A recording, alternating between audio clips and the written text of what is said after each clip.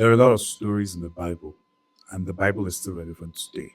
So, in this series, we're just going to be talking about stories in the Bible and just telling you the stories. And we're going to start with a very popular one that's definitely crossed into pop David and Goliath. Some people know what he could notes, but they don't actually know the story.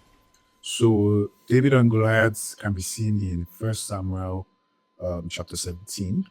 And it starts with there's a battle between Israelites and the Philistines. So, backstory: Israel is a kingdom, Philistines are a kingdom, and Israel just have their first king.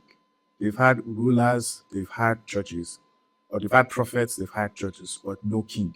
So, Saul is their first king, and the king has taken the Israelites to battle, and they are on the mountain, and the Philistines are also on the mountain, and there's a valley between them, and it's time to fight, right? And then this guy comes out. He's huge, yeah, 9 feet tall. In fact, to put it into contemporary times, um, I would say that Goliath is so tall that if he's going to a basketball court, he doesn't need to jump to dunk. In fact, he will have to bend his head if he's trying to go underneath the baskets because he's that tall. He's basically his head is the rim. That's how tall Goliath is. So this Goliath man comes out and says, "Hey guys, let's not be savages, right? Let's not lose lives. I'm the champion of the Philistines. Israel, bring a champion.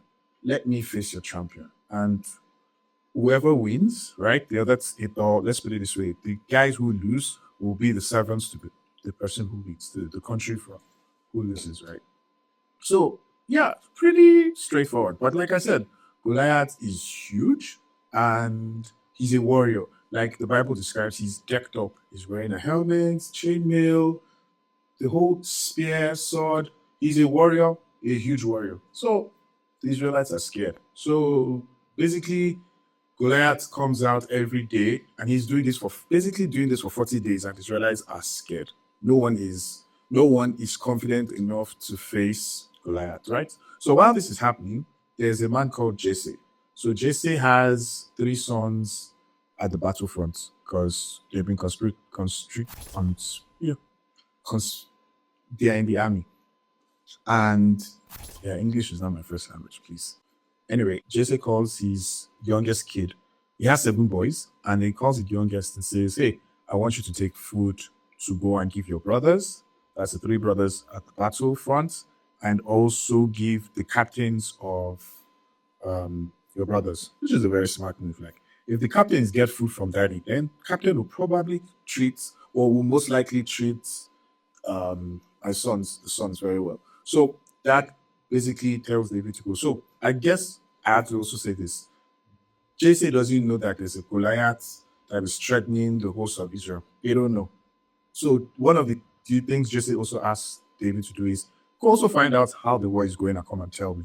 So David goes with his donkey packed with food. He gets to where the battlefront is, and he gives the people in charge, "Hey, this is the food for my brother." Goes to captain, basically does what he's supposed to do.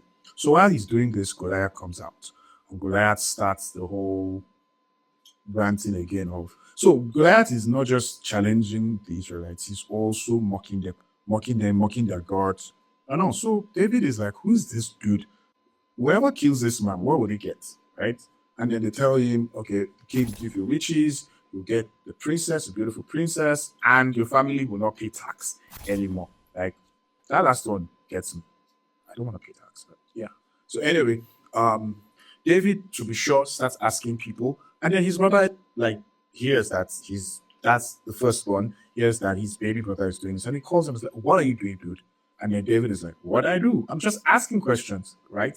Anyway, what gets to Saul, that's the king, that there's someone asking around, "What do you get if you kill the basically the 9 foot giant?" And then the king says, "Hey, get it here." So David is someone before the king, and then the king is like, "Are you saying you can kill this guy?" And David is like, "Yes, look, I'm the shepherd for my family. I take care of the sheep. And when lions and bears come, I kill them. So let's not forget to add, he says, by the grace of God, I kill them.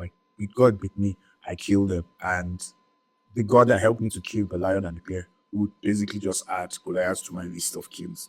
So King is like, okay, you know what? It's fine. Take my armor. So Saul gives him like the best armor, his royal armor, which is like, tech, like in command data, just a tech, right? And then David wears it, and then David is like, he tries it out, and then he's like, I can't really use this. Like I'm not as mobile, I'm not as free as using the weapons that I use. So I don't think I would want to use this, which is like a big lesson to learn. Like choose what you're familiar with, kind of thing, right? So son is like, okay, the Lord be with you, go. So David goes to basically the valley. On his way there, he picks up um a rock. Actually, it takes five smooth stones from like a brook. A brook is like a small stream, basically. So the rocks have been weathered and they're smooth. So takes five of them, puts them, and goes to Goliath. And then I'm guessing there's like trumpets going, boom, boom, boom, boom, boom. Goliath, the Israelites have finally brought someone, and Goliath comes out to see who they brought, and he sees this small kid, and Goliath is pissed or insulted, more insulted than pissed. And he's like, Israel, this is who you're bringing. Do you think I'm a dog that you're coming to me with a small boy who's holding his stick? And then basically insults all the Israelites and insults David and the God and everything, right? And yeah, David is like, look, you come with me with your high-tech gear, but I come to face you in the name of the Lord. Okay, so Goliath is pissed. Goliath starts charging, and then David's weapon is a sling. So he takes one of the stones, put it in the sling, whoop, throws it, and the Bible says that the stone flew, and it basically it flew into Goliath's temple, basically the middle of his head, and went in, and it knocked him down. So Goliath's knocked down. David goes to Goliath. David doesn't even have a sword. So he takes Goliath's own sword and uses Goliath's sword to kill him and then cuts off his head. When this happens, like, the Philistines are scared, like, I'm asked, like, this is our greatest warrior just killed by a kid. So they're fearful, they start running. Israelites see this and they are basically energized and they start chasing. And then David chases and it's a huge victory. Right? Story, good, right? Yes and no. No, from the sense that like this story basically then led to the beef that Saul had with David, which if you guys want to hear, you can say in the comment section. Because so after they go chasing the Philistines and they basically kill a lot of them, by the time they're coming back, the women in the city or women all around started singing songs.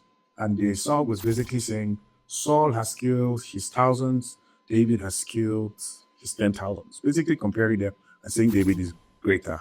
And King Saul definitely did not take, he didn't like this.